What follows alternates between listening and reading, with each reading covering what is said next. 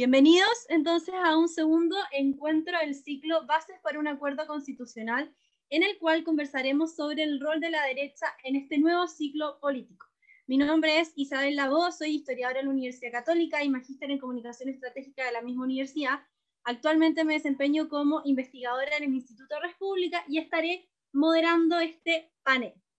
Esta instancia reúne a 12 centros de estudios, los cuales van a ser presentados a continuación: Instituto de Estudios de la Sociedad, Fundación Jaime Guzmán, Instituto República, Idea País, Horizontal, Libertad y Desarrollo, Fundación para el Progreso, Piensa, Acción y Educar, Comunidad y Justicia, Instituto de Libertad y Ciudadano Austral, con el objetivo de ir defendiendo bases comunes para la discusión constituyente desde los centros de estudios asociados al ideario de una sociedad libre y responsable. Después del 18 de octubre, el panorama político-social de Chile cambió completamente, a partir de lo cual los partidos políticos han tenido que replantear la manera en la cual se presentan ante la ciudadanía. Es por esto que la derecha hoy en día posee una responsabilidad enfocada en demostrar al país por completo que son las ideas de la justicia y la libertad las encargadas de guiar el curso de la historia. Para conversar acerca de lo anteriormente mencionado, hoy nos acompaña Pablo Ortúzar. Él es antropólogo social y magíster de análisis sistemático aplicado por la Universidad de Chile. Actualmente cursa estudios de doctorado en la Universidad de Oxford. Se desempeña como investigador en el Instituto de Estudios de la Sociedad. Luz Poblete, psicóloga de la Universidad Católica con especialización en sociología.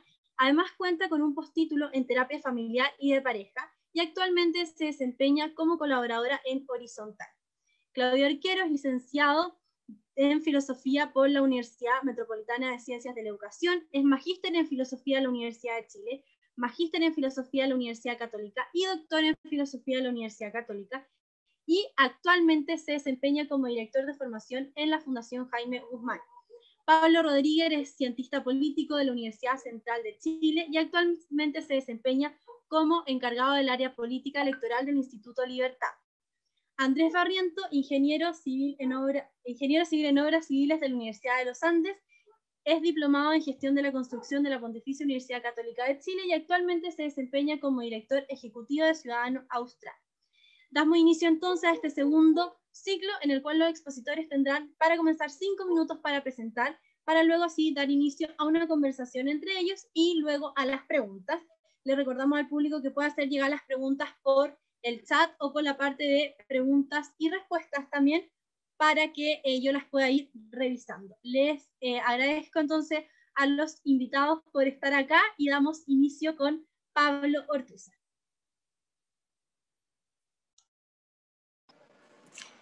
Hola, muchas gracias. Yo voy a estar radialmente porque estoy con una muy mala señal y estoy sentado en un bar que están tocando como música bastante fuerte y al lado del baño. Entonces mi situación es más o menos parecida a la de la derecha en este ciclo político. Pero bueno, aquí estoy. Quería... en el fondo, la pregunta es, ¿cuál es el rol de la derecha en este ciclo político? Yo creo que primero, obviamente, hay que definir el ciclo político brevemente, y eso tiene que ver, creo que no hemos entrado en un nuevo ciclo político, sino que estamos en un contexto de transición, en un momento en que Gramsci decía que aparecen los monstruos, el antiguo orden no termina de morir y el nuevo orden no ha nacido todavía.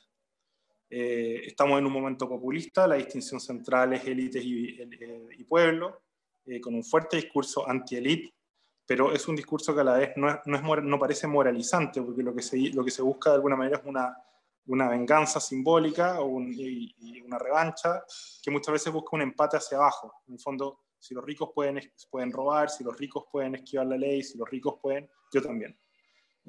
Obviamente todo esto, en el fondo, el estallido, la crisis que vivimos, una crisis neoliberal, entre comillas, porque el sujeto formado en los últimos 20, 30 años de institucionalidad lo es, y por lo tanto procesa todo desde una subjetividad muy fuerte. Entonces, frente a esa situación, que es un ciclo político que no termina de morir, yo creo que la derecha tiene básicamente dos posiciones posibles, digamos.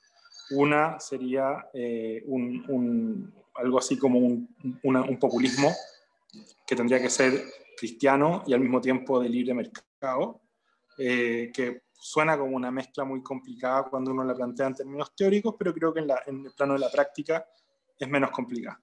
Es más pensable, digamos. Y entonces está la opción de tomar el camino populista y tratar de conducir el proceso. Y la otra opción es, en vez de una opción populista, es construir en el fondo una retaguardia que esté esperando o que se esté articulando esperando una restauración thatcherista o neoliberal, como uno quisiera decirle, una vez que el proceso populista, digamos, si es que lo conduce la izquierda, termine en caos económico e institucional, que sería digamos, el resultado más previsible, entendiendo hacia dónde se están dirigiendo las fuerzas de izquierda que intentan capturar, digamos, el favor popular. Y en ese sentido, claro, uno podría pensar también en un futuro, unos 10 años, ya una fuerza de restauración, como decía, de perfil thatcherista, que también obviamente tendría su elemento popular, pero que, y por lo tanto, obviamente me estoy refiriendo a una cosa más de corte pinochetista. Esas serían las dos, creo que son los dos caminos que tiene hoy día la derecha. Me parece que las vías medias, qué sé yo, como un liberalismo rawlsiano, la justicia de no sé qué, no quedan bastante cojas en este ciclo. Son posturas elitistas y creo que no van a tener mucha atracción a nivel del proceso populista en el que estamos entrando. Esa sería mi opinión. No sé si estoy en los 5 minutos. Perfecto. Muchas gracias. Gracias, Pablo. Le damos el pase entonces a Luz. Hola, muchas gracias por esta invitación y muy honrada de estar con estos tremendos panelistas en un momento además muy crítico para la política chilena, para el país, para el mundo, de transformación. Nosotros diríamos, porque además de ser en este minuto colaboradora de Horizontal, viene porque soy la actual secretaria general de Evolución Política, un partido que deriva un poco de un centro de pensamiento que llevó esas ideas de la libertad, de la justicia y de la inclusión a la acción política. En un momento en que voy a hablar un poquito también como psicóloga, a propósito de que cada uno aquí tiene su especialidad, hacer un análisis de este ciclo político desde la psicología. Y la veo de la siguiente manera. Creo que antes del estallido social, lo que venía ocurriendo en nuestro país, y a propósito de haber ganado el gobierno, de tener esta segunda oportunidad de ser un gobierno de derecha, en un ciclo que estaba más bien idealizado. El idealismo para los psicólogos y para los seres humanos es un mecanismo de defensa, que es ver todo color de rosa.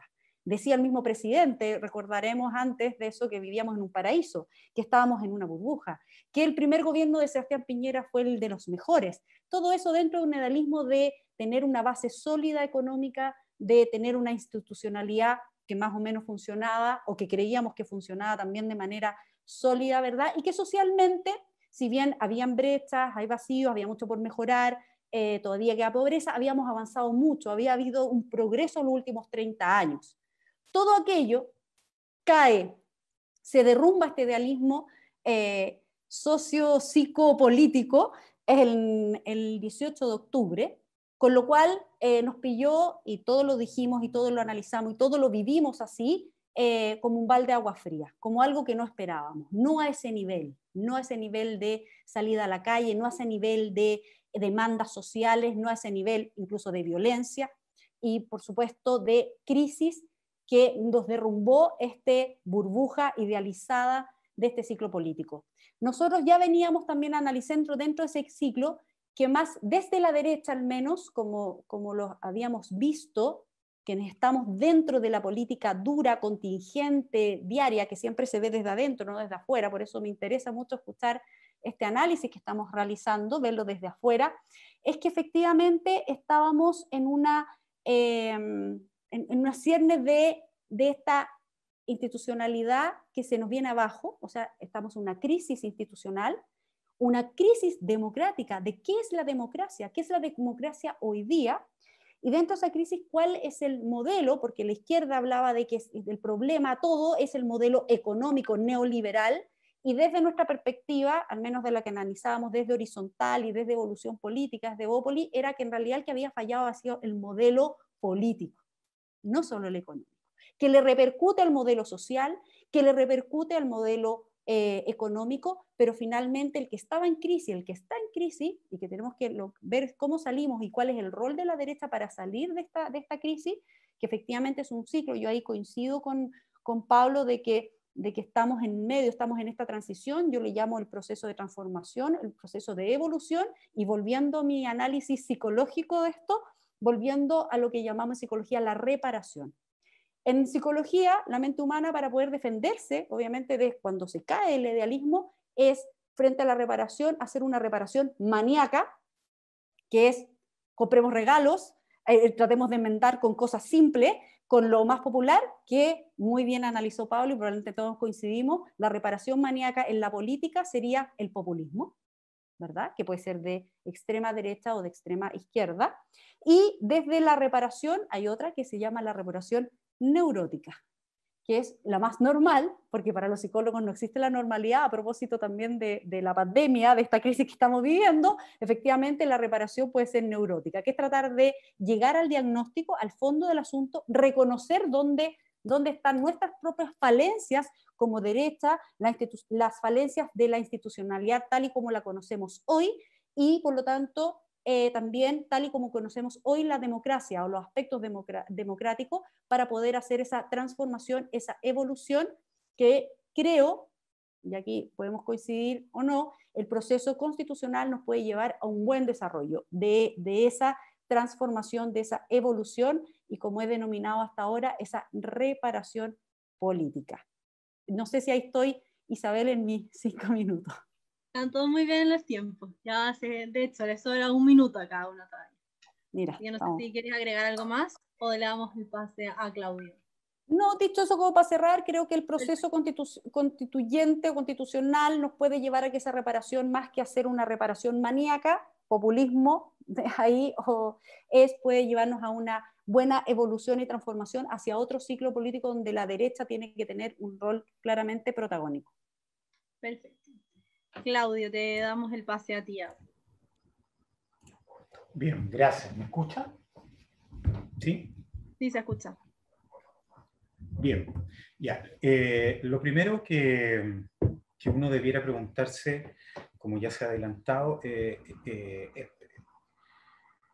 es sobre el ciclo, ¿no? Es hablar sobre el ciclo, algunos elementos a reconocer. Claro, no sabemos qué ciclo o época viene, o si se acaba esta, ¿no? Tal vez muy pronto, como para tratar de decir si Baquedano es algo así como la toma de la Bastilla o qué sé yo. Entonces, desde el punto de vista entendiendo este lapso, ¿cierto? O entendiendo ciclo también como estadio, como época, uno podría decir que lo que está más en cuestión va a depender, es decir, de lo que venga, va a depender un poco de la Constitución y los ciclos que abran. Si hay algo de ciclo, que podemos dejarlo abierto, digamos, ¿cierto? En este momento está marcado por la conflictividad. Hay un estatuto ahí que tal vez sobre el cual uno podría rumiar un poco más esta pregunta por el ciclo. Pero al menos en este momento lo que uno puede describir para poder responder la pregunta que nos convoca, o al menos lo que a mí se me ocurre, está marcado por algunos elementos como por ejemplo la polarización, ¿sí? Que nos ha acompañado desde octubre y que acompañará al proceso constituyente. Recordemos que el acuerdo, a mi juicio, el 15 de noviembre es un ejemplo de esta polarización. Todos volvieron a sus trincheras después de dicho acuerdo.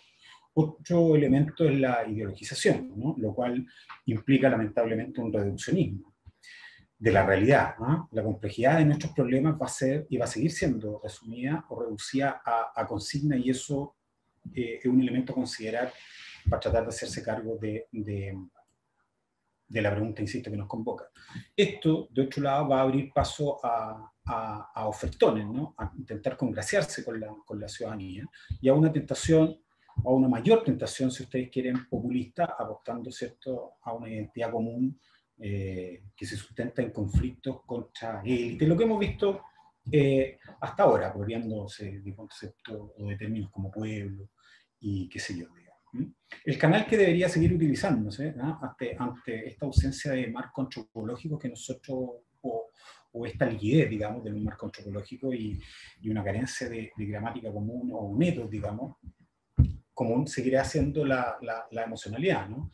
Porque sin una comunidad de nociones, se hace cuesta arriba la producción de imaginarios que hoy día es necesario, ¿no? Y que contengan esa conflictividad.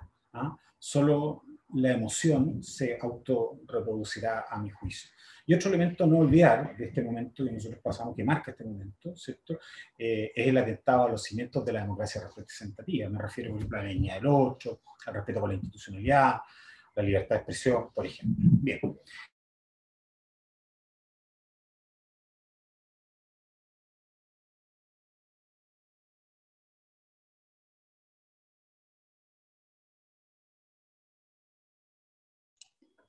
Se cortó, Claudio.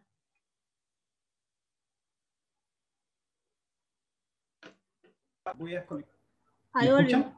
Ahí volvimos, sí. Se había cortado la sí, conexión.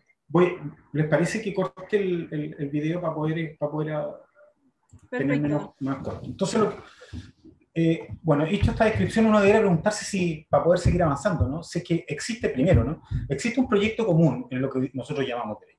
Hoy día yo veo más bien figuras o rostros en la derecha, y que están seducidos también por la emocionalidad. Hay unidad de criterios en esa figura, en esos rostros, respecto a conceptos como, no sé, responsabilidad, populismo, bien común. Yo creo que eso no está completamente definido y ejemplos abundan al respecto. Uno puede preguntarle de otro modo, ¿cuál es la relación política, digo, más allá de lo electoral, entre alcaldes, parlamentarios, directivas de partido, en fin?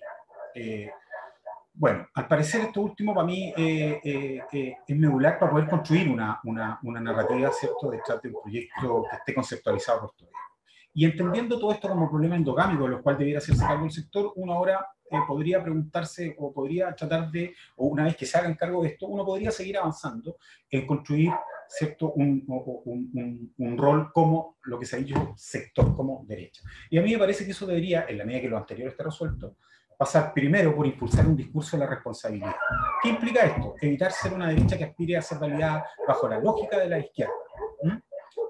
O sea, hoy día tiendo a ver una especie de debilidad por ser validado por la izquierda y bajo su lógica. El bypasseo a las normas, populismo, no sé, sociales demócratas por ahí. No sé, al anterior en el juicio del sector debería tratar de definirse si se está dispuesto, por ende, a ser impopular. Porque o bien se sigue acoplando parte de la derecha al discurso de la izquierda, con matices, 10% con impuestos, por ejemplo, para poder validarse, y terminan perdiéndose en la irrelevancia por esa ansiosa búsqueda de popularidad, o bien comienza a construirse un discurso para tratar de tirar el péndulo de regreso. ¿Qué implica esto? Superar la lógica de fraccionamiento o de bando de los partidos, ¿sí?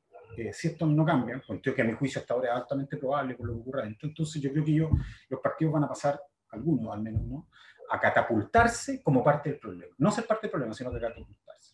Y finalmente, para impulsar ese discurso de la responsabilidad se debería convertir, a mi juicio, en un imperativo, alejarse de la venta de ilusiones. Promover la venta de ilusiones es un espejismo y que debería endosársele solamente a la izquierda. Y el otro eje, a mi juicio, es reimpulsar un imaginario contraideológico. Parte del momento que yo he descrito, yo creo que está marcado por las trincheras, por la ideología. Y para eso yo intentaría empujar un discurso no solo acorde a las amenazas actuales de la democracia, que yo describí al principio, sino que también advierta los riesgos y falacias que conlleva.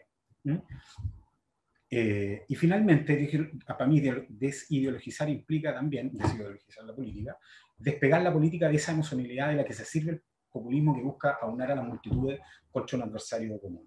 Un método pragmático, con esto termino, en mi juicio, inicial, más allá de buscar una discursividad o hacer teoría al respecto, pasa nada menos que, o no más que, asumir ciertas actitudes o dejar de asumir ciertas conductas, como por ejemplo dejar de alimentar el síndrome matinal, ¿no?, que alimenta esa emocionalidad que se retroalimenta a sí misma. Eso es Isa.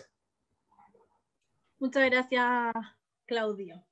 Ahora le damos a Pablo la palabra.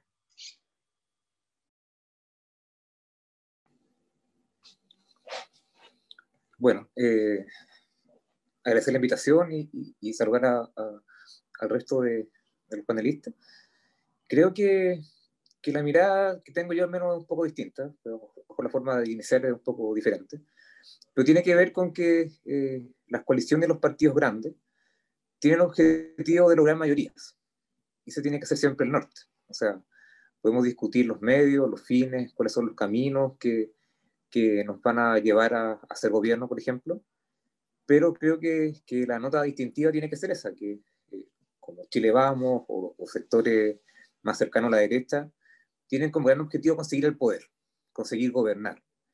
Y en ese sentido, por lo tanto, hay que buscar las mejores ideas, hay que readecuar a lo mejor ciertas formas de llegar a la gente, hay que a lo mejor de alguna manera tener un discurso a lo mejor más cercano a lo que está pasando hoy día, obviamente, pero el norte, insisto, es conseguir las mayorías para gobernar. Y eso estamos hablando en todo plan. Estamos hablando desde que un presidente necesita un congreso para gobernar, que a veces se nos olvida y nos centramos excesivamente en las figuras presidenciales, y también ha pasado a nivel local.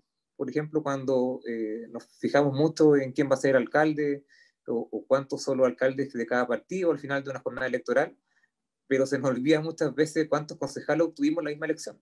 Y es decir, cuánto le facilitamos la vida a ese alcalde teniendo una mayoría que le permita también realizar su gestión comunal de una manera eficiente y no con tanta traba como cuando tiene un consejo donde el alcalde es minoría. Entonces, creo que el concepto de gobernar y de mayoría son fundamentales y son cosas que no se nos pueden pasar de la vista. O sea, creo que son parte central de cualquier discusión respecto a lo que significa Chile Vamos y en general de lo que significa la derecha. Creo que las épocas donde la derecha se atrincheraba, donde la derecha era excesivamente minoría, creo que son parte del pasado. Son una época muy noventera, donde la derecha se acostumbró a perder elecciones, se conformaba muchas veces con tener un papel importante en el Congreso o una suficiente cantidad de votos para resistir frente a los cambios, pero que no se preocupó mucho de aportar o tratar de corregir las falencias que arrojaban el modelo político y el modelo económico, que obviamente somos defensores de una cierta forma de entender la política y una forma de entender la economía, pero obviamente con las correcciones y las mejoras que se necesitan. Y creo que esa política defensiva, que era parte de esa derecha de los 90, creo que no debiera ser el camino que la derecha actual debiera tomar. Yo creo que deberíamos partir por ahí. Obviamente depende mucho de la idea. O sea, como le decía, esta lógica de gobernar, de ser mayoría, tiene que ver con el norte, tiene que ver con la función de los partidos, tiene que ver con lo que hacen las coaliciones. Con mucho respeto a los medioambientalistas que puedan estar presentes, pero las coaliciones de los partidos grandes no son partidos verdes que buscan instalar una agenda o una idea y con eso se sienten más o menos satisfechos con lo que hicieron. No. Los partidos, las coaliciones grandes tienen el objetivo de gobernar y para gobernar tienen que llegar a la mayoría de las personas. Y para lograr llegar a la mayoría de esas personas tienen que ir donde están los votos de esa gran cantidad de gente. Entonces, esa es la premisa, creo que fundamental respecto al norte. El camino, obviamente, también es fundamental, pero creo que el norte, hablando de partidos y hablando de coaliciones, creo que tiene que estar más o menos claro respecto a eso. Y lo segundo, que tiene que ver, como les decía, con el camino, también tiene que ver con sentarnos a discutir sinceramente qué es lo que significa ser de derecha, cuál es el ideario del sector, cuáles son las cosas que nos distinguen. A veces uno se identifica o se reconoce de derecha por lo que no es de izquierda, algunos prefieren más bien reconocerse a partir de sus propias características, no sé cuál de los dos caminos es válido o menos válido, pero lo que sí es sumamente vital es que no nos vuelva a pasar lo que cada vez que, por lo menos estamos en el gobierno, los últimos dos gobiernos, nos ha pasado. Que cada vez que estamos en el poder nos preguntamos qué significa ser de derecha, qué significa tener el gobierno de derecha, cuáles son sus ideas. Creo que ahí había una falencia importante de los partidos, en el sentido de que no puede ser que cada vez que nos toque gobernar estemos parte importante del tiempo dedicándolo a discutir respecto a nuestro ideario. Creo que hay un error importante y esperemos que eso no vuelva a ocurrir en las siguientes elecciones. Que eso lo definamos antes, que eso ojalá los partidos refuercen su trabajo doctrinario, su trabajo de formación. Creo que es una tarea súper importante. Obviamente ahí tienen que colaborar los centros de estudio, tienen que colaborar la sociedad civil, las agrupaciones, pero debe reforzarse justamente los temas de formación. Y justamente porque los partidos corren dos grandes riesgos, por lo general. Los partidos corren el riesgo muchas veces de parlamentarizarse, que es lo que, por ejemplo, vemos mucho con el Frente Amplio, un Frente Amplio que se fue desacoplando un poco de sus bases y que le dio mucha más importancia a lo que pasaba en el Congreso, y que hoy día estamos viendo las consecuencias de ese énfasis. Pero el segundo gran riesgo tiene que ver con que los partidos se centren exclusivamente en la labor de gobierno cuando son oficialismo. Eso también es una debilidad que se muestra o que está ahí sobre la mesa, y que tampoco contribuye mucho a definir o a sentarse a debatir respecto a qué es lo que significa para nosotros ser de derecha. La verdad es que los partidos, cuando ganan el gobierno, lo que primero hacen es ver cuántos de sus cuadros van a entrar a X ministerio, cómo va la repartición ahí. Y esa tarea, que también es de los partidos, queda demasiado resaltada, y todo el resto de las funciones, que son las de formación, que son las de reclutar a nuevos militantes, la verdad es que va quedando bastante relegada, y que solo se recupera o se intenta recuperar cuando las elecciones vienen. Y por lo tanto, para hablar del ideario, o cuáles deberían ser las ideas que nos unen, las ideas comunes, que yo creo que básicamente hay un cuadro marco que compartimos como sector, de los diversos partidos, de los diversos centros. Creo que hay una materia fundamental, o una base más o menos importante, en la cual podemos conversar. Pero resumiendo, el tema tiene que ver con la vocación de mayorías, vocación de poder, vocación de gobernar. Eso es lo fundamental. El camino es discutir respecto a nuestra idea de cómo efectivamente llegamos a una población, una sociedad que ha cambiado, que eso es evidente, que es repetitivo, pero hay que decirlo una y otra vez, y donde claramente los partidos contribuyan mucho más a su propia formación, ya sea colaborativamente o ya sea con otras instancias que se vayan creando para ello. Muchas gracias, Pablo. Les recordamos el tema del tiempo para poder alcanzar a comentar todo lo que tenemos que planificado. Ahora damos el pase a Andrés para después ya darle inicio al sistema de réplicas, por si es que queremos comentar algo expuesto por los demás expositores. Bueno, muchas gracias, Isabel. Un saludo a todos los panelistas. Buenas tardes a todos también los que están viendo este fructífero, espero, ciclo, y a todos los asistentes. Esta es la segunda instancia que se está dando. Y bueno, hablar del rol de la derecha chilena dentro de un nuevo ciclo político, creemos que no puede estar aislada de una derecha a nivel global y regional. Entonces, si bien hay problemáticas particulares, también suscita una coordinación también, y no vernos como islas ante las amenazas de la libertad bajo estas nuevas fórmulas o mecanismos o estrategias que emplean las izquierdas.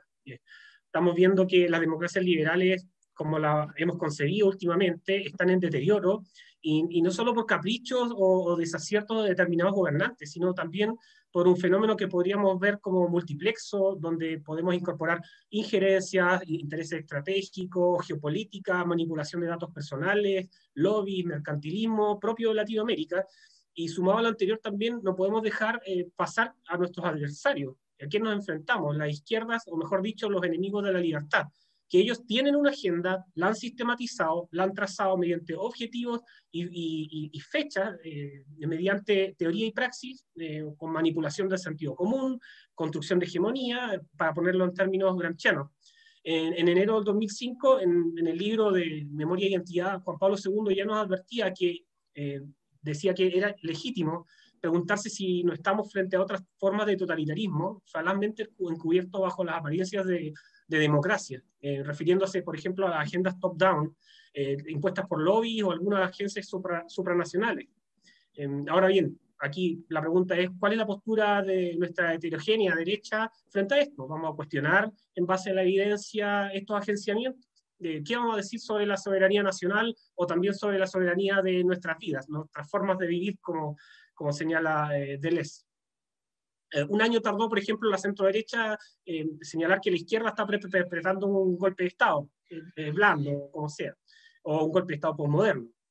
Cuando bastaba del día 1 pasearse por las calles, ver cómo se incendiaba Chile y darse cuenta de un fenómeno politológico no menor de este proceso que no tenía nada de espontáneo.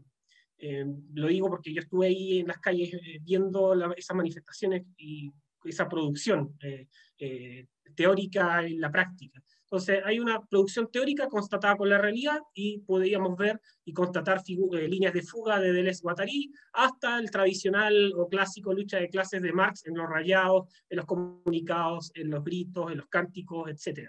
Podemos discutir también un sinnúmero de tácticas o estrategias para ver en qué camino trazar ciertos puentes, pero la base y la subbase en esto de términos ingenieriles tienen naturaleza moral. Y ahí es que no son 30 pesos, como dice la izquierda, sino que en esto, dando vuelta al argumento, son más de 30 años de subversión ideológica, política y cultural. Y si no nos hacemos cargo de nuestro sector, no va a haber nadie que pare esta maquinaria de las izquierdas de producción intelectual, porque el gran error ha sido tratar como demócratas a los totalitarios de siempre. Y los desafíos de la derecha, ya para ir completando, a nuestro juicio son múltiples y cada vez más complejos, y en esto quiero referirme, por ejemplo, a la construcción del lenguaje, las imágenes de la realidad, el sentido que le vamos dando a las palabras. Por ejemplo, cómo los grandes medios y comunicadores del país también han utilizado la prensa hoy como arma política, y no solo en Chile, en Estados Unidos, en Latinoamérica, en Europa, etc. Cómo se crea un relato, un diagnóstico sobre el estallido social, entre comillas, y mejor llamada insurrección, y luego se replica todo eso a nuestros ciudadanos. ¿Qué posición vamos a tomar frente a los medios de comunicación asociados a las agencias estatales extranjeras, por ejemplo, que promueven noticias falsas? Vamos a permitir además la tiranía de la corrección política sobre nuestras libertades fundamentales que se están cercenando. Por otro lado, también tenemos que ofrecer alternativas a estos separatismos de los dispositivos de la izquierda posmoderna, y que a mi juicio se han tomado la agenda.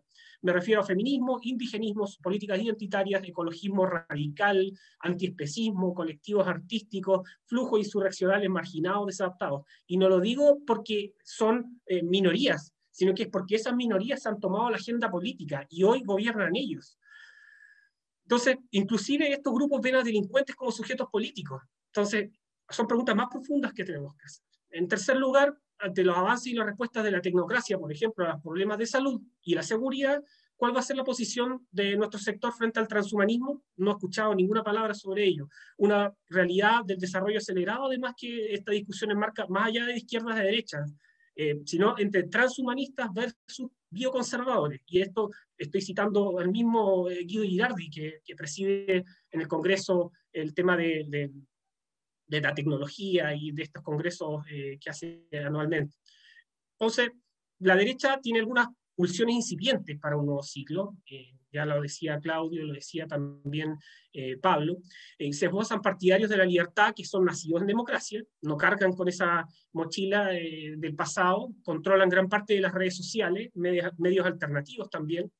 Hay sectores evangélicos también que han dado una lucha constante contra la injerencia del Estado en la educación de sus hijos, así como también a favor de la libertad de culto, que también ha sido cercenada en este último tiempo, y eso no podemos callarlo.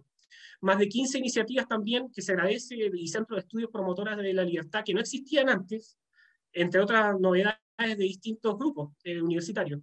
Entonces, para ir cerrando ya, Isabel, la construcción de un proyecto es empujar un proceso de transformación en base a nuestra historia y nuestra tradición anclada en principio de una sociedad libre y responsable, con nuevos desafíos, por supuesto, y mientras la vereda contraria producen, practican la crisis del Estado, por ejemplo, y la toma del poder, nosotros debemos desarrollar e intensificar todo aquello que consideramos que es moralmente correcto, para evocar esta emocionalidad negativa en el adversario por parte de las izquierdas, y así también complejizar, en el sentido etimológico de la palabra, es cumplex sin pliegues, el pensamiento de las izquierdas. Hablar de un proyecto implica no trabajar para una elección simplemente, y es replegarse y trabajar en todos los planos y pensar en la ofensiva. Y quizás es tarde, pero yo tengo fe que los jóvenes que no cargan estas mochilas del pasado, como dije anteriormente, ayudarán a buscar respuestas en esta batalla cultural. Así que muchas gracias.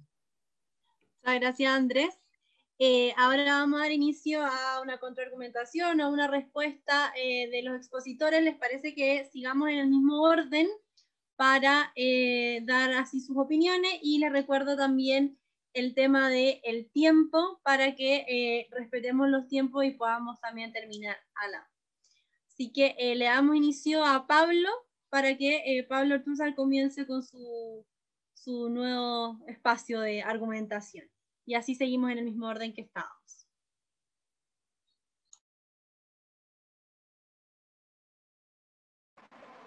Sí, yo creo que está muy interesante todo, pero creo que la pregunta clave aquí es si el populismo es necesariamente algo malo. Porque, en el fondo, todos parecieran estar de acuerdo en que el populismo es como el peor escenario o algo así, pero en el fondo, cuando uno analiza los procesos políticos, cuando hay crisis de legitimidad de la institucionalidad política, el proceso populista es el que logra integrar, ¿cierto?, a las masas excluidas o a la gente que se siente excluida y que no reconoce legitimidad en la representación de los políticos del ciclo anterior, por ponerlo de alguna manera. Y por lo tanto, la posibilidad de articular un liderazgo populista que permita un proceso, un cambio de ciclo que nunca es, obviamente, tranquilo, pero que al mismo tiempo sea menos dañino que el populismo de izquierda que conocemos, cuya agenda, digamos, en el fondo no aprende finalmente de las crisis a las que llevaron a todos los países del continente en el siglo XX. Esa es la pregunta. Nosotros tenemos hacia atrás, por ejemplo, el caso de Alessandri, que no es o sea, Alessandri es una especie de Donald Trump, de alguna forma, cuando uno analiza cómo se encarama el poder y cómo termina conduciendo el proceso político, digamos, que justamente es muy parecido a este.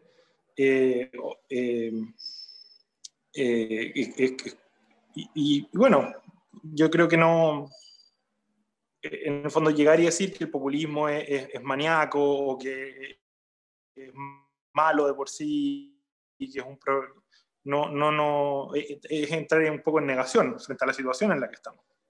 Yo no sé por qué se espera que se pueda como salir de un momento populista y una crisis de legitimidad de la envergadura en la que estamos metidos, pensando que, digamos, podemos esquivar la necesidad, digamos, de hacer política populista. Esa sería mi observación y también una especie de pregunta para el resto. Muchas gracias. Muchas gracias, Pablo. Luz, tienes la palabra. Sí, tomando justamente las últimas palabras de Pablo, ¿no? Que a propósito de la reparación maníaca, que los mecanismos de defensa no suelen ser negativos ni positivos, es lo que uno recoge a la mano para poder tratar de compensar justamente alguna necesidad o angustia o ansiedad, que si lo vemos a nivel sociológico, eso es lo que ocurrió frente al estallido. Entonces, es muy interesante lo que dice Pablo, porque a propósito de un foro en realidad más que un foro, porque estuvimos una semana analizando el fenómeno del populismo en el mundo, me tocó viajar a Alemania, estar con muchos países que estábamos todos en cierne. Esto fue antes de que nosotros lo viviéramos tan en carne propia. Uno podía ver ciertas señales de lo que venía y un poco desarrollamos la misma tesis que dice Pablo. Analicemos el populismo para ver cómo contraatacamos, pero contraatacar no es antipopulismo, sino que usar como las herramientas que tiene el populismo, que sí ayuda. Y pasando a lo afectivo, porque el populismo tiene mucho de afectivo, de mucho de tomar esa necesidad o esa vulnerabilidad de la masa o del ciudadano, de la sociedad en sí, que nosotros después nos tocó vivirlo en carne propia. Entonces era impresionante, porque yo venía llegando de este tremendo foro y vivirlo en carne propia y decir, wow, aquí está. Y tenemos que hacer algo con eso. Y la derecha tiene que hacer algo con eso. Y los liberales tenemos que hacer algo con eso. Nosotros lo analizamos desde ese prisma. ¿Qué tiene el liberalismo que te permite combatir? No me gustan mucho esas palabras, pero como contrarrestar quizás ese populismo sin dejar de ser populista y usar esas herramientas que tiene. Y Y yo creo que en esa conclusión, a mí, al menos lo que a mí me hizo sentido, y que creo que podemos tomar mucho de la derecha, porque también hay mucho que aprender de cómo lo hacen desde el otro lado, es justamente la conexión afectiva. Es también la audacia de traspasar un poco las barreras y de ver la política desde como fuera de la caja de la cual estamos acostumbrados. Alguien hablaba por ahí, estoy tomando cosas que han dicho varios de los panelistas que me hacen mucho sentido, que una derecha tradicional, a propósito de que Bópoli no viene con esa mochila tradicional, nació como partido político en democracia, con mucha gente independiente que nos sentíamos de derecha, pero que no sentíamos un espacio en los partidos tradicionales, era justamente avanzar más allá y generar una conexión distinta con la ciudadanía, y que yo creo que fue la que nos llevó a que hoy día los partidos políticos estén tan desprestigiados. Yo creo que no podemos desconectarnos tampoco de los centros de estudio. Creo que esto de las ideas, de la formación, tiene que ser mucho más unido, porque nosotros vimos la realidad de a pie en el territorio, y justamente los centros de estudio nos ayudan a canalizar eso para, a propósito de las preguntas que están también en los chats, cómo atraer a los jóvenes hacia la derecha, cómo atraerlos hacia la política, cómo entusiasmarlos a cambiarla desde dentro y no mirarla desde fuera y rechazarla, y por supuesto porque es, queramos o no, como un mal necesario, en el sentido de que sí es una parte importante de la transformación que exista la política. Ahora, el cómo hacer política yo creo que es parte del rol que también tiene que estar en transformación dentro de la derecha. El cómo hacemos política. Ya no sirven las mismas maneras que teníamos hace 30 años atrás, ni siquiera hace 5 años atrás o hace 10. Entonces creo que también por ahí esa conexión, ese aterrizaje, tenemos mucho que tomar de la forma del populismo, más que de los populistas, que también ahí hay caudillos, hay mesiánicos, hay un montón de elementos del populismo que no vimos acá, pero muchos de estos fueron nombrados.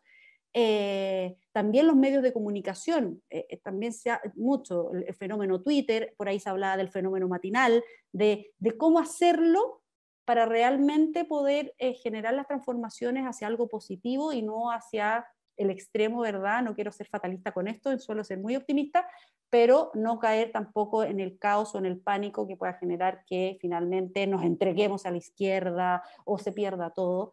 Y por último, quiero cerrar, porque no es menos importante para quienes estamos como en la política. Me hizo mucho sentido lo que iba analizando Pablo Rodríguez a propósito de los partidos políticos. Yo creo que si la derecha quiere tomar un rol, tiene que empezar a funcionar como coalición, sentirse coalición y actuar como tal. Por eso yo hablaba de que la oportunidad del proceso constituyente, a propósito de incluso la lista única de candidatos para la constituyente, que representen nuestro sector, que los centros de estudios estén en las ideas de esa nueva constitución, que podamos entusiasmar a que gente nueva, independiente también de nuestro sector vaya, esté en este fenómeno.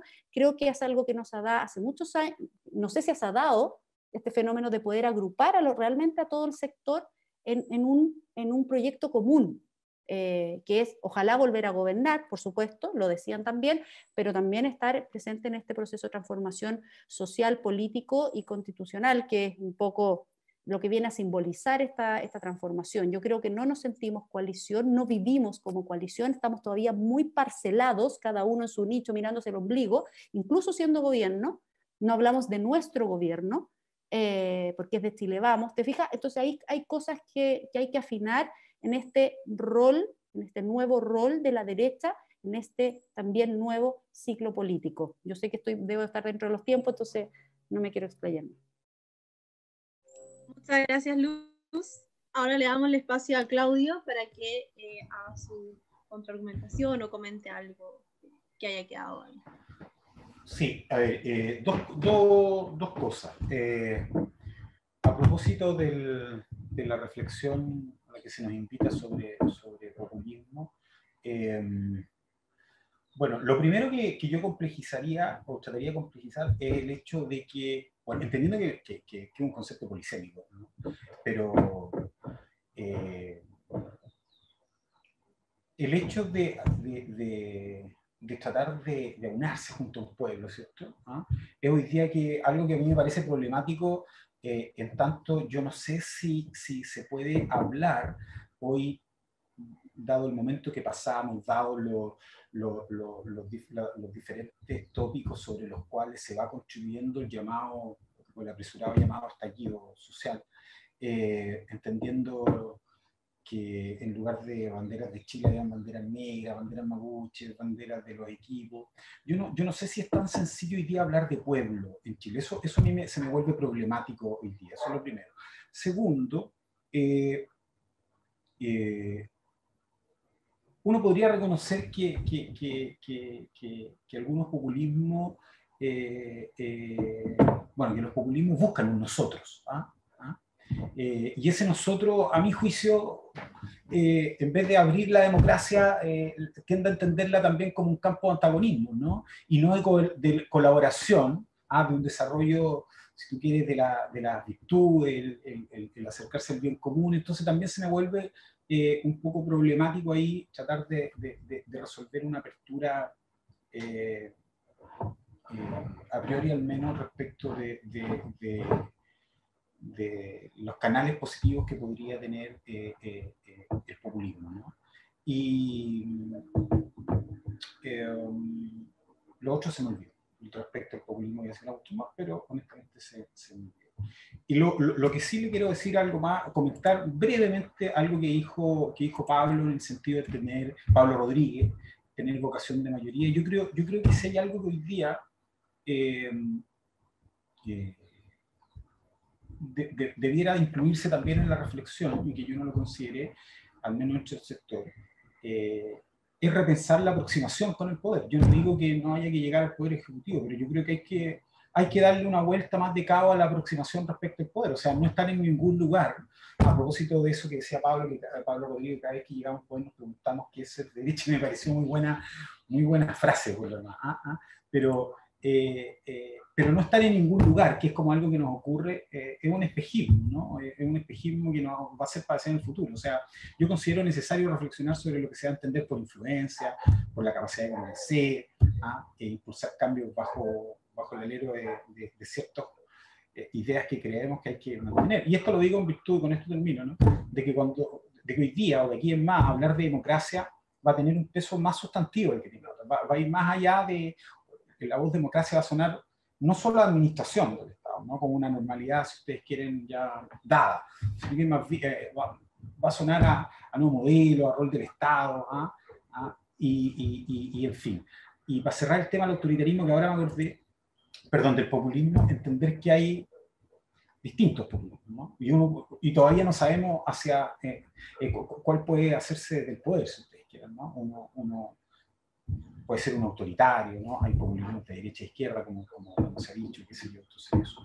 Pero Pablo Rodríguez, yo me hago cargo de eso, de ese tema de la vocación de mayoría, y yo creo que ahí, no sé qué te parece, yo creo que hay una vuelta de tuerca que darle a la aproximación y la relación con el poder, sobre todo a propósito de lo que yo señalaba de que tal vez haya que asumir cierta impopularidad de aquí en más. Gracias. Muchas gracias, Claudio. Le damos el pase entonces a Pablo Rodríguez. Sí, varias cosas. A ver, por ahí tomando algunos puntos que se han ido conversando. La primera es que, en forma general, o sea, cuando se genera como un vínculo entre la gente y los políticos, los partidos, son de distintos tipos, y uno no tiene que tender a mirarlos mejor o peor uno a otro, sino que son de diferentes tipos, naturaleza, ¿no? Están los vínculos que a veces son más carismáticos, que cuando una persona se identifica con un líder, y que de esa forma uno siente cierta adhesión a su forma de ser, a su discurso, que es una forma completamente y válida. Otras veces nos ocurre a los ciudadanos que nos identificamos respecto a un vínculo más clientelar, que tiene que ver qué es lo que uno espera de lo que le den los políticos. Y ese creo que no es el caso chileno, afortunadamente, pero o al menos generalizado. Puede ser que a nivel local sí, me pone algunas caras, pero sí, puede ser que a nivel local se note más, pero a nivel general creo que no tanto. Y el tercer tipo de vínculo que muchas veces se hace entre la persona y sus políticos, sus representantes, tiene que ver con vínculos más programáticos, que tiene que ver más bien con la idea, que justamente cuando uno defiende causas, cuando uno de alguna forma a través de un mensaje se articula una idea respecto a algo. Creo que esas tres formas son bastante interesantes de ponerlas sobre la mesa porque también nos complementan respecto a la noción de populismo que estamos discutiendo ahora, porque tiene que ver justamente de cómo se producen los vínculos entre los políticos y sus representados o los políticos y la gente. Creo que eso es bueno tenerlo por lo menos en consideración. Y lo segundo es que, por lo menos de un punto de vista desde la ciencia política, nosotros como sector debiéramos ser bastante críticos de cualquier forma de populismo, porque justamente creemos mucho en las instituciones y creemos mucho en una democracia representativa, que son justamente los mecanismos con los cuales uno contrapesa formas de populismo o que surjan liderazgos que vayan de alguna forma fuera del sistema. Yo no voy a empezar a calificar a nadie como populista o no de la derecha, pero creo que nuestros problemas están más afuera de la derecha. Y ahora sí lo voy a nombrar. Creo que tenemos que preocuparnos efectivamente de qué pasa, por ejemplo, con Pamela Giles, de cómo ella construye un liderazgo, o cómo se lo construyen desde los medios, y cómo eso genera cierta adhesión en la gente. Por eso les planteé al principio de estos vínculos que hace la gente, y que uno puede preferir unos u otros, pero la verdad es que son parte de lo que es la política, y para tratar de contrarrestar un fenómeno o tratar de enfrentarlo, creo que parte mucho por conocer exactamente qué tipo de representación es la que hay ahí, cuál es el fondo del asunto. Comparto mucho con Luz respecto a que hay que reforzar la coalición, y eso es obvio.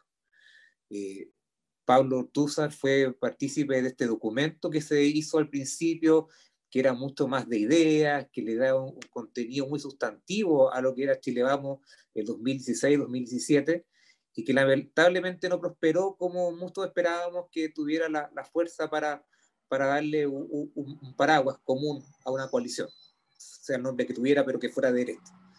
Creo que ahí hay un tema con reforzar la coalición, de definir y establecer mecanismos para resolver las diferencias, que son cosas también que no han escapado, pero tiene que ver también con este sentido de revalorizar la política, de que la política es importante, de que la política de alguna forma también es sustantiva, y ese discurso de que la política es importante también es al mismo tiempo un discurso contra el populismo. Entonces creo que hay varias cosas que desde el sector, insisto, no entrando en personificar ni aludir a nadie en particular, creo que hay varias respuestas que tenemos, políticas, que parecen simples, que nos permiten enfrentar el populismo. Instituciones, democracia representativa, reforzar las coaliciones, darle valor a los partidos políticos, y cosas que no son muy atractivas, puede ser, pero que sí son fundamentales y que son necesarias. Y lo tercero que para terminar, tiene que ver con lo que planteaba Claudio, de esto de entender bien cuál es el rol, cuál es el poder, cuál es la relación ahí que tenemos respecto a las mayorías. Y yo insisto con la idea de que hay una noción que es importante que no la perdamos, porque hay una cosa que muchas veces se confunde entre poder e influencia, que tiene que ver con cómo ciertos grupos a veces interfieren en el debate, ponen ideas, traban otras, pero creo que ese discurso no nos va a ayudar mucho. Yo lamento mucho que muchas veces los políticos o ciertos sectores estén tratando de plantear esta idea de que ojalá logremos el tercio en la convención constituyente para que no nos pasen por encima. Yo creo que no, ese no es el discurso más adecuado. Yo creo que tenemos los candidatos, tenemos las condiciones para tratar de conseguir mucho más que eso. Entonces tiene que ver mucho con el discurso, mucho con la palabra, obviamente, de cómo uno se va instalando, de cómo uno se va relacionando. Pero creo que esta vocación de mayoría tiene que ejercerse, y tiene que ejercerse a pesar del contexto en el cual estamos viviendo. Que hablaba Pablo Ortúzar al principio respecto a los cambios que estamos viviendo, cuál es el ciclo político que estamos hoy día, en qué momento estamos políticamente hoy día. Pero creo que más allá de eso, esta vocación de mayoría tiene que ser, pero obviamente tiene que ser con base sólida, con una base sustantiva y ojalá en ideas. Y por eso, para cerrar, si es que no me he pasado en el tiempo, lo que les decía al principio, hay tipos de vínculos que son clientelares, hay tipos de vínculos que son más bien con líderes carismáticos, pero ojalá pudiéramos, como coalición en general, como sector, reforzar mucho más los vínculos que son del punto de vista programáticos. no sé si eso nos va a traer mejor o mejores consecuencias, pero creo que es un mecanismo bastante válido para que desde un ideario común podamos salir no solamente a defender, sino que también a promover nuestra idea. Muchas gracias, Pablo. Andrés, tienes la palabra para dar paso después a las preguntas. Gracias, Isa. Bueno, concuerdo en gran medida cuando Pablo Ortúzar señala que hay un conflicto entre élites y pueblo en lo discursivo y también en lo que indica sobre el revanchismo. Yo creo que algo de eso, hay ciertos condimentos de eso dentro del proceso que estamos viviendo actual. Entonces, si hoy situamos el momento político o el ciclo político dentro de un proceso político, en este caso, como señalé anteriormente, de aniquilación cultural o de subversión cultural, tenemos que preguntarnos por qué nos impusieron esta condición y esta situación de cambio en la constitución política de nuestra república. ¿Por qué estamos aquí discutiendo esto? Entonces, ahí mi pregunta va a ¿quién controla la agenda? Nosotros podemos decir queremos construir mayorías, necesitamos aunar esfuerzos, podemos tener programas, definir ideas comunes, perfecto. Pero, ¿qué va a hacer ello si es que en realidad quien controla la agenda es el adversario? Y aquí recuerdo algunas palabras de Foucault, que él indica que el sujeto político se define por, uno, la novedad, y dos, por la creatividad. Y en eso indica que hay una capacidad de transformación, de fisurarse y también de replegarse. Y en esto vuelvo a conectar con la idea de replantearse cuál va a ser la ofensiva, de entregar un proyecto histórico para la ciudadanía, para los jóvenes, para la gente, para mostrar algo nuevo, lo novedoso, no lo mismo de siempre. Y aquí yo quiero también señalar algo interesante respecto a lo que es la misma ciencia política. Hay muchos papers en los cuales se señala que el mecanismo electoral define la naturaleza de los partidos políticos. Entonces, es muy difícil plantearse, situar grandes coaliciones sin ver esas fracturas y fisuras dentro de la atomización política. Lo hizo antes la izquierda con el Frente Amplio y todos sus colectivos habidos y por haber. Hoy se siguen fragmentando y así va a ser la naturaleza de ello. Pero la fragmentación no hay que entenderla tampoco como perder. Entonces, hoy la agenda y el agenciamiento político está controlado por las izquierdas y eso es una realidad. Quien instala la agenda setting hoy es la izquierda. Todos los días lunes prendemos la televisión, prendemos los diarios y la agenda es de la izquierda y eso es una realidad. Entonces nos preguntamos, si gobernamos hoy, si ganamos las elecciones y nuestra agenda no es la que está instalada, ¿cuál es el problema aquí? Entonces aquí hay distintas soluciones. Yo creo que lo que señaló Pablo Ortúzar también tiene algo de sustancia en las posibilidades, en los mecanismos de posibilidades de respuestas que tenemos que tener. Y es verdad, hay que volver a conectar con ideas tradicionales de la derecha, ideas nuevas también de la derecha y desafíos nuevos también en el siglo XXI, como mencioné anteriormente.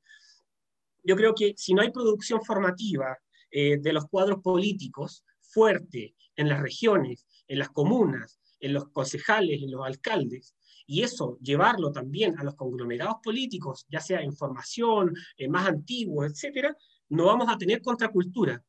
Porque si esto es un proceso político que culturalmente está controlado por las izquierdas, en tanto al agenciamiento y a la coordinación de la actividad pública, no vamos a tener respuestas para dar, ni siquiera a nuestro adversario.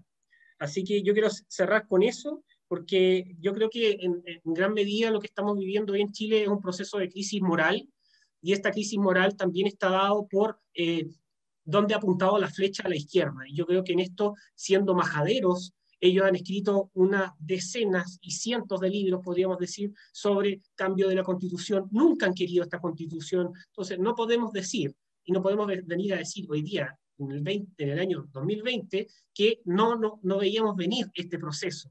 Cuando veíamos en las aulas, en las distintas facultades de nuestro país, donde se forman las élites, en la cual todos los profesores y los mecanismos intelectuales estaban cuestionando nuestro desarrollo, y no solo en Chile, sino que en nuestro desarrollo global del capitalismo global. Así que yo creo que para ir cerrando esas ideas, yo creo que tampoco podemos aislarnos del debate internacional. Esto es un problema que está como dije, multiplexo dentro de toda la región, y también es algo que está interviniendo la injerencia venezolana, la inteligencia cubana y otras organizaciones internacionales también que han venido aniquilando o cercenando o promoviendo también la subversión o la desestabilización de nuestras democracias liberales. Así que ese es el último punto para ir cerrando, Isa. Perfecto, muchas gracias a los expositores. Ahora estaba revisando el chat y hay varias preguntas, algunas se han ido comentando entre los mismos expositores con también el público, pero las englobé o seleccioné en 3 preguntas para que también en honor al tiempo podamos dar paso al cierre y no nos alarguemos más de lo que teníamos presupuestado. Y la primera pregunta hace relación a los liderazgos que la derecha tiene, no solamente a la falta de liderazgo quizás dentro de los mismos partidos políticos, sino que también a la falta de liderazgo en entidades como las universidades, como organizaciones de la sociedad civil, y me gustaría que pudiéramos comentar un poco brevemente en torno a esta falta de liderazgo y cuál también es el desafío que la derecha enfrenta en esta materia. No sé si alguien quiere comenzar con eso, con esa pregunta, para después dar inicio a la segunda. Sí, a mí libre. Yo podría comentarlo, porque creo que eso es parte de algo que hemos discutido estos últimos años a propósito justamente de lo que hemos visto dentro de la derecha siendo gobierno. Me tomo de nuevo las palabras del análisis que hacía Pablo Rodríguez a propósito del rol que tenemos los partidos de derecha, siendo parte de un gobierno, siendo una coalición, siendo también, estando en el Congreso en minoría, pero con nuevas fuerzas de la derecha ahí conjugándose, y justamente con la idea de darle espacio a nuevos liderazgos. Creo que no somos muy generosos en dar el espacio a esos nuevos liderazgos. Hoy día vamos a ver enfrentados a un sinnúmero de elecciones como nunca antes visto dentro de nuestra democracia, en nuestra república. Más de 7 elecciones que congregan, no sé, 11 tipos de elecciones, 2 de ellas debutantes como los constituyentes y los gobernadores regionales, y la verdad que ha sido, y yo puedo decirlo desde dentro de los partidos, una búsqueda no fácil, no se dan. Hubo acá una generación que se preparó a propósito de los partidos de derecha más tradicionales, y que hoy día, más que darle espacio a la nueva generación, y cuando hablo de nueva generación tampoco es que sea tan nueva, son los cuarentones como uno, que queríamos tener un espacio dentro de la centro-derecha, que nos metimos en política quizás un poquito más tardío, porque no encontramos espacio cuando éramos jóvenes, y hoy día uno ve en los partidos grandes que hay que más que darle espacio a la nueva generación, resulta que ahora se están contraponiendo ambas generaciones, la de jóvenes con los viejos, como dice, o los antiguos, o los experimentados, más que abrir la cancha.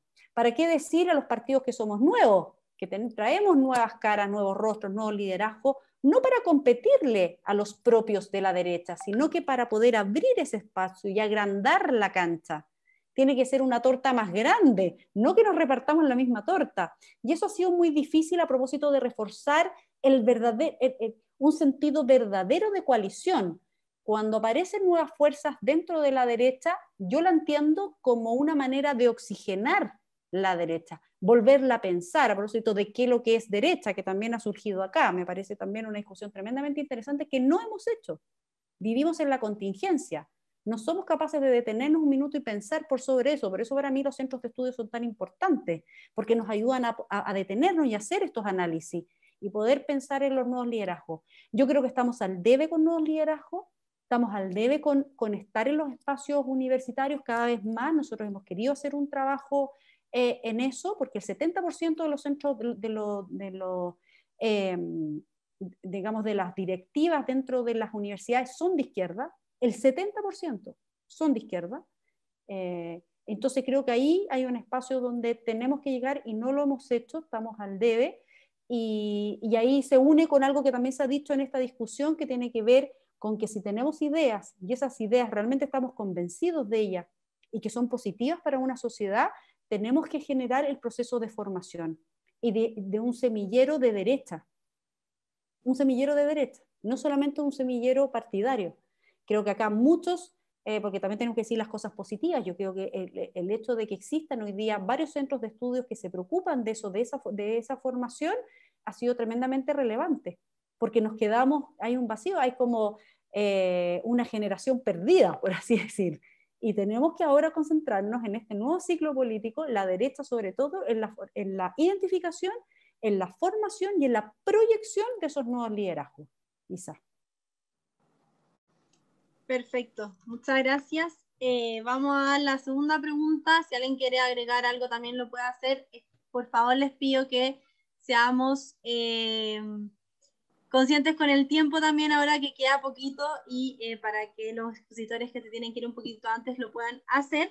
Y la pregunta hace referencia a el tema de las masas y que se une mucho con otra pregunta que también salió por ahí, a la manera en la cual el sector o la derecha va a dar respuesta a todas estas ideas que han estado saliendo en el último tiempo, ya sea la ideología de género, pueblos originarios, migrante, ambientalismo, etcétera. ¿De qué manera al final la derecha va a llegar a estas nuevas ideologías y también de qué manera va a atraer a las masas que también están bastante ideologizadas y politizadas hacia el otro lado? Si alguien que no haya hablado o que se tenga que ir antes quiera partir, bienvenido. Sí. ¿Puedo partir yo? Sí. Sí. No, yo creo que lo que no, tengo más claro lo que no tenemos que hacer, más bien lo que tenemos que hacer respecto a esto, a una política mucho más sectorizada, mucho más focalizada en ciertos grupos. Creo que, como bien se ha descrito hace poco respecto a los movimientos de izquierda y cómo llegan a la gente, creo que no debemos tener un discurso para cada grupo. Creo que estos discursos identitarios no contribuyen mucho justamente, siguiendo con la lógica de mi discurso, de cómo llegar a hablarle a la mayoría de la gente. Creo que ahí se corre un riesgo que la izquierda lo está viviendo. La izquierda, por justamente tratar de, no sé si representar, pero tratar de hablarle o convocarle a muchos grupos muy distintos, fue perdiendo lo que significa su base histórica tradicional. Y hoy día está metido en otra agenda. Y eso vamos a ver en qué termina, pero y cómo eso es parte del nuevo ciclo, de los nuevos tiempos. Pero esa izquierda perdió su base ideológica más propia, que era la que nos teníamos acostumbrados. Claro, no hay que esperar o entender las cosas de izquierda y derecha para siempre, porque como si esas cosas no mutaran, no cambiaran, cambian, se modifican. Pero la verdad es que muchos grupos de izquierda han tenido un discurso muy enfocado en estos grupos y en muchas diversidades. Y creo que justamente eso ha contribuido a que, por un lado, como les decía, pierdan sus raíces, pierdan su base ideológica y que al mismo tiempo sufran una tensión permanente entre lo que defienden, lo que defendían y lo que van a tratar de promover para el futuro. Creo que hay un punto, por eso les digo que más allá de lo que hay que hacer, creo que hay un camino que nos ha mostrado cierta izquierda, la izquierda más renovada, pongan el nombre que ustedes quieran, que creo que ese camino no es el más adecuado justamente para enfrentar los desafíos que tenemos hoy día. Muchas gracias. ¿Alguien más quiere agregar algo? Yo quería meter la cuchara. Estoy muy de acuerdo con lo que ha dicho Pablo. Me parece que el otro Pablo, no yo mismo. No yo mismo hablando en tercera persona. Estoy muy de acuerdo con lo que ha dicho. Solo tengo la duda respecto a por qué esto no calzaría con el populismo. En el sentido que es verdad que nosotros tenemos que apuntar a una política generadora de instituciones, pero también hace falta realismo para asumir cuando las instituciones, su legitimidad, digamos, murió. Por eso yo volví a la figura de Arturo Alessandri. Yo no sé si es que en el momento actual uno puede ser institucionalista con instituciones que están en el suelo. Pero en el fondo, ¿qué es ser institucionalista ahí? Es dar la pelea por refundar o por instituciones, pero con un nuevo ímpetu, con una nueva fuerza que exige política de masa. Y esa política de masa, y aquí estoy totalmente de acuerdo contigo, es una política que tiene que estar orientada a las grandes mayorías, que tiene que estar basada, ¿cierto?, en el sentimiento de reconocimiento, por un lado, económico, de justicia económica, que a mí me parece, por ejemplo, que el plebiscito dejó en claro que aquí hay un elemento fuerte de clase, pero anclado en la experiencia de un malestar económico, pero también un discurso de valórico o moral de habilitación. de capacitar, de entregar capacidad para poder levantarse y valerse por uno mismo, pero en un contexto de justicia y de instituciones justas. Y no el discurso de la izquierda, que es un discurso fraccionadísimo, que lleno de minorías que se contraponen entre sí y se pelean, digamos, la piñata, y además muy elitista, sacado de Twitter, digamos, y que además es un discurso que castra a los sujetos, que los hace dependientes, que busca someterlos a la dependencia del Estado, un Estado benefactor o repartidor de beneficios. Entonces, cuando yo digo que se puede construir un populismo cristiano y de libre mercado, me oriento a eso. Y además a una experiencia del libre mercado en la mayoría de los chilenos de los últimos 30 años, que no es deficitaria por completo. Al revés, se ha vivido el mercado como un espacio de construcción de identidad y de libertad individual, pero con el elemento del abuso y de la opresión que siempre aparece ahí como su gran demérito, la falta de justicia en el mercado, pero no la experiencia de mercado como algo malo en sí mismo. Ese era el punto a lo que me refería. Perfecto, muchas gracias. Ahora ya, así en honor al tiempo, vamos a dar inicio al cierre. Como les comenté al principio, vamos a comenzar al revés de cómo iniciamos, así que Andrés tendría la palabra y vamos a tener 3 minutos por panelista para que cierren sus ideas, para así poder finalizar el encuentro. Gracias, Isa. Muchas gracias también a todos los que participaron el día de hoy en esta conversación de distintos puntos de vista del proceso que estamos viviendo hoy. Yo creo que una de las grandes cosas que tenemos que sacar a la luz también e incorporarlo dentro de nuestra discursividad es, no sé si la palabra es radicalizar, pero es objetivizar objetivizar la radicalidad de la discursividad de la izquierda, que no se ciñe bajo la noción de que quiere el ciudadano común. Y cuando me refiero al ciudadano común es todas las personas que toman un taxi, la micro, el metro en Santiago o que cruzan en lancha una isla. La radicalidad del discurso de la izquierda que ha tomado este proceso no se entrelaza con el sentir del ciudadano común. Y en ese sentido, ahí concuerdo con algunos panelistas que señalaban que esto es un discurso muy elitista, un discurso extremadamente elitista, que si nosotros exacerbamos esa discursividad que al fin y al cabo no lleva a ninguna parte, pero sí construye hegemonía, yo creo que ahí podemos empezar a desactivar esta discursividad de la izquierda, en tanto a lo que es el fenómeno del flujo del relato que hay detrás de los partidos y también de los centros de estudio o quienes sostienen en cierta medida opinión en lo que llamamos opinión pública. Yo creo que eso es algo muy clave de poder separarlo.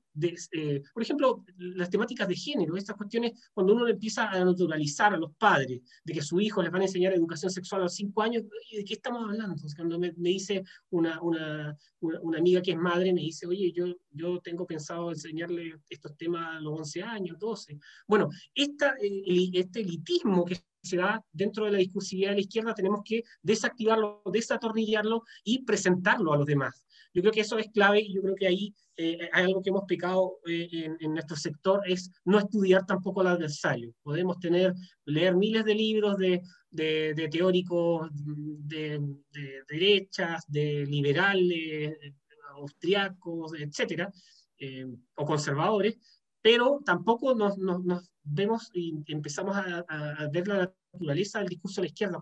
Cuando tú lo entiendes, tú ya sabes con quién estás hablando, tú ya sabes con quién, cuál es la naturaleza de su pensamiento y hacia dónde va. Y tenemos que entender que también hay grupos de izquierda y todos estos que se pelean entre sí, grupúsculos y colectivos, etcétera, que ellos producen material y además no necesariamente buscan un fin, sino que es mismo la naturaleza la aniquilación del ser. Y ahí yo creo que tenemos también un triple esfuerzo que hacer en marginar estos grupos porque también tienen prácticas totalitarias que están cercenando las libertades individuales y también las libertades religiosas. Para mí es una pena pasar por las calles en Puerto Montt, por andar Puerto Vara o en Chiloé, o incluso en la región metropolitana, y ver todas las iglesias rayadas en este país, con signas de odio. Yo creo que es algo para reflexionar. Yo creo que la condena no puede ser una mera declaración en la prensa con un micrófono de un canal hegemónico. Yo creo que hay que hacer algo que llame a la acción concertada y coordinada de todo el sector ante estos avances y una agenda que no solamente aquí en Chile, y vuelvo a insistir, sino que también se está dando en Occidente. Y así como dice Michael Onfray, Occidente está muerto. Bueno, ¿qué estamos haciendo nosotros por salvar los vestigios de nuestra cultura occidental? Muchas gracias, Andrés. Le damos el pase a Pablo Rodríguez. Sí, voy a ser más breve porque pasa que las 2 veces me ha pasado el tiempo, así que voy a intentar ser más corto. Partir con una reflexión más bien que tiene que ver con el reforzamiento de las instituciones. Ojalá evitar los personalismos en política. Creo que eso nunca son buenas soluciones, ya tomando una postura más clara frente a lo que está pasando. Creo que hay un papel importante que tiene que ver con revitalizar los partidos, que tiene que vincular mucho más activamente a la sociedad civil con lo que significa la derecha. Creo que hay una tarea muy pendiente, hay una cosa que está muy fragmentada y muy separada. Entre muchas agrupaciones de sociedad civil que miran con mucha desconfianza a la derecha. Y creo que obviamente ese camino poco contribuye a lo que estamos justamente tratando de conseguir, esas mayorías a las cuales yo apelo. Por lo tanto, hay un camino que hay que ver, que tiene que ver con reconocer y saber apreciar con bastante claridad qué es lo que pasa ahí. ¿Por qué tanta diferencia? ¿Por qué tanta pelea de tratar de como que quién es más de derecha que el otro? Creo que ese discurso tampoco aporta mucho. Es muy válido, está muy presente y es muy respetable, pero personalmente creo que no es la mejor postura. Y creo que como sector, como derecha, una de las tareas fundamentales tiene que ver con la democracia representativa.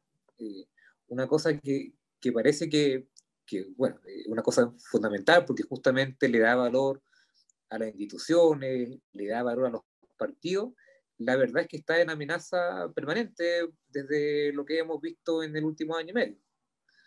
Estas formas, y que muchos ya lo reconocen, lo habían alertado, de estas formas más asambleístas, mucho más directas de hacer la democracia, mezcladas con violencia, es una fórmula que ciertos grupos de izquierda tienen.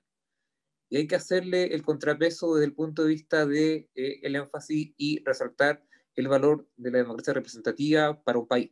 Creo que eso también es una cosa en la cual hay que mirar y hay que tratar de enfocarlo correctamente para que eso se mantenga. Creo que hay una amenaza importante desde el punto de vista de las instituciones que hay que tratar de contener. Y lo último que también como reflexión a partir de lo que hemos ido conversando, tiene que ver con la noción de los cambios, del cambio de continuidad. Creo que hacer los cambios a tiempo contribuye mucho a soltar las presiones y a soltar ciertas tensiones que se van generando en la sociedad. Y creo que en eso ha estado muy al debe, no solamente Chile Vamos, sino que la política en general. De esto, de no hacer los cambios cuando corresponde, de ir incubando problemas, de ir incubando malestares, es una cosa que tenemos como desafío desde los sectores, de cualquier sector, pero ojalá lo hagamos nosotros primero como sector de derecha. Creo que hay una diferencia importante respecto a lo que estamos viviendo. Podemos diferir un poquito mejor respecto a los contextos, respecto a las cosas en las cuales, de cómo vemos ciertas cosas en la sociedad. Pero en definitiva hay que hacerse cargo de muchas cosas que hoy día están pasando, que se han ido alertando hace bastante tiempo y que poco se hizo frente a ello. Como les decía, cerrando, creo que hay que darle mucho más valor a las instituciones, a los partidos. No es, como les decía al principio, no es muy atractivo, pero creo que esa es la mejor solución para contener los populismos, contener los personalismos y contener todas estas figuras que se intentan apropiar de un discurso o intentan representar a la gente, y que todos sabemos que a la larga es mucho más perjudicial que beneficioso para la gente. Muchas gracias, Pablo. Claudio, tienes la palabra para hacer tu cierre.